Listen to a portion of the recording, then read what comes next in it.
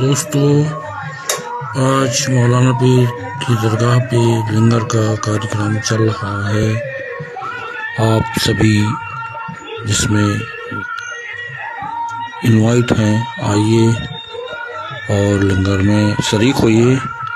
हर साल की तरह दाल रोटी का इंतज़ाम है और आप सभी आइए। शाकाहारी भोजन है, चावल भी है, जर्दा भी है। अरे जर्दा तो दिया ही नहीं। हाँ।